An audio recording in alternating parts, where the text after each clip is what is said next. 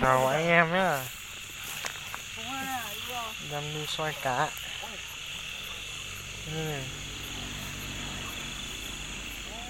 Bây giờ nữa, coi giờ đấy, chi giờ, cú thiệt, con tỏ con dê ơi,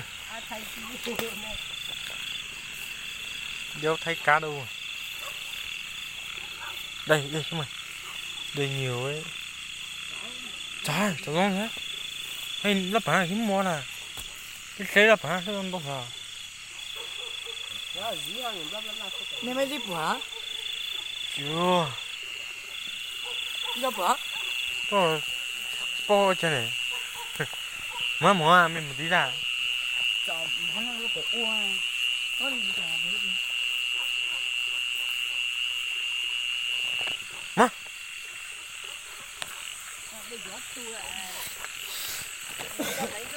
Dù đi giót tu tệ. Con dế nó có. Dù đi có khi đó. Có tôi có hái gì ra hái gì. Nó mần gì?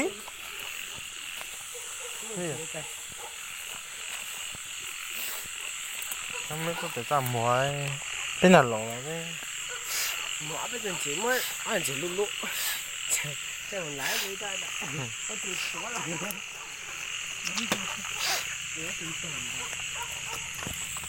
đâu thấy cá. Ô, mới có ly xì ơi. Đây này. Nè, phim mỏ máy ra vàng. Đây này. Đã đây một tháng ấy, còn sau có cho tôi mẹ ăn thuộc của mẹ phải chặt được. Với thằng năng răng 4 triệu dưới ấy. 4 triệu dưới à? Đặt cọc 2 triệu.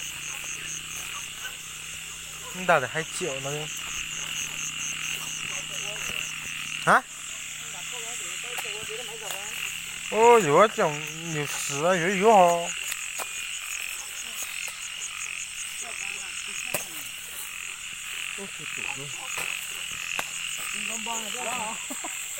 Ủa đây.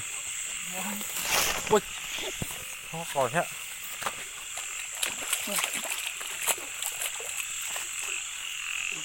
Bỏng chê đây. Mình tắm được bỏng chê thế. Tôi nhờ. Đi. Đâu có cá.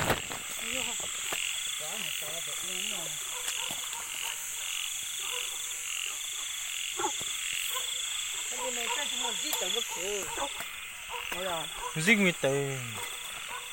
Dích thì cá nhiều.